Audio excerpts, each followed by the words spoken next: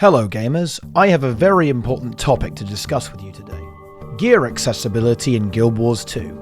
Gearing a character is not the hardest thing in the world in Guild Wars 2, but it can be quite the undertaking to gear certain characters as a new player, or indeed as a player not used to creating a tailored build for a specific game mode, such as raids, fractals, or world versus world.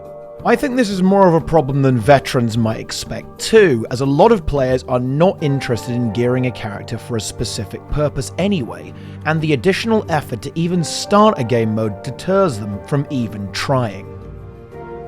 So what is there to do? Well, the problem stems from two things. The first is how Guild Wars 2 presents itself as a game where you play how you want and build doesn't matter. This creates an expectation in the player base that they don't have to go through effort to gear their characters in a specific way, and although it's significantly easier to gear characters in Guild Wars than in other MMORPGs, it's enough of a barrier to deter a lot of players, especially as crossing the threshold into a less casual space can be daunting on its own.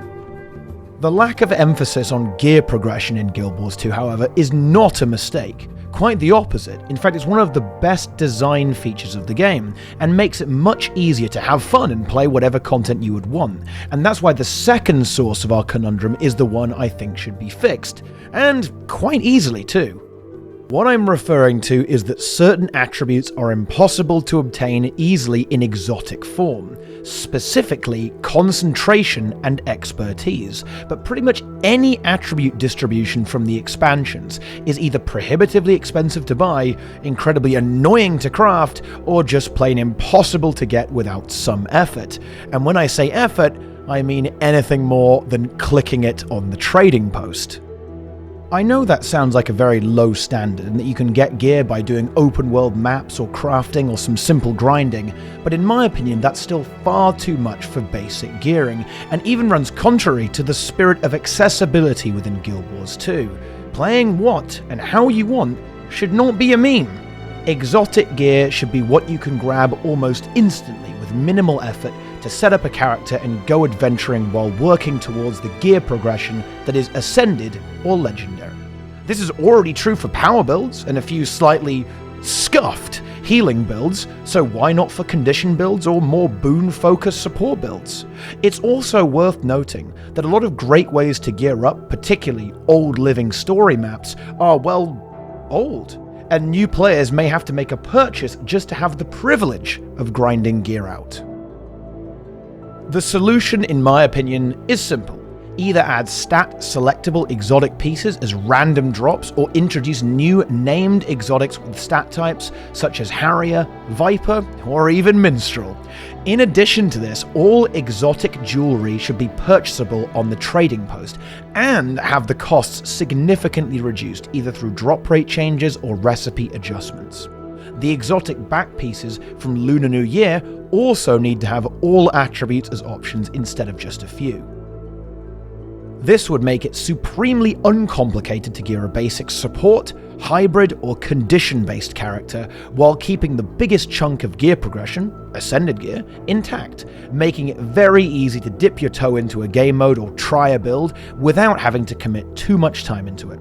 And once you've tried it, you can optimize and perfect your character through Ascended or Legendary gearing, and before you know it, you'll be farming Diamond Chest in World vs. World Weekly, or getting insane benchmarks with stat infusions on the Golem.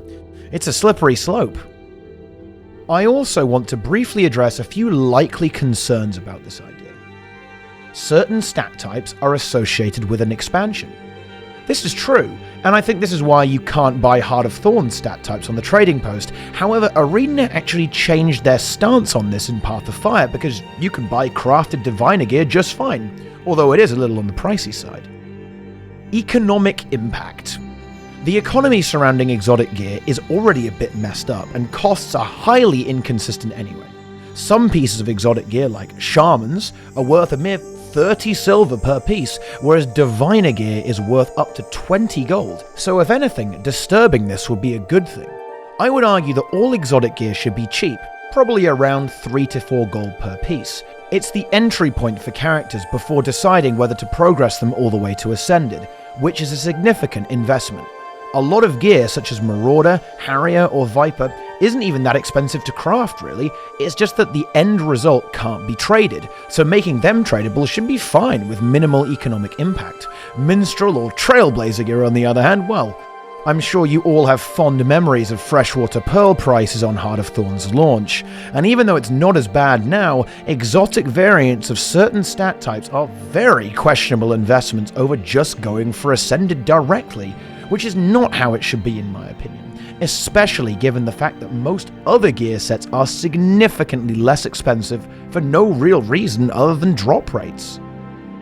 Well, that's about it. I think this will be a really simple and easy to implement yet effective change for the health of the build-sensitive game modes, and would encourage players to experiment more not only in their chosen content, but also in their playstyles and professions. Let me know what you think in the comments, and I'll see you next time. Thanks for watching.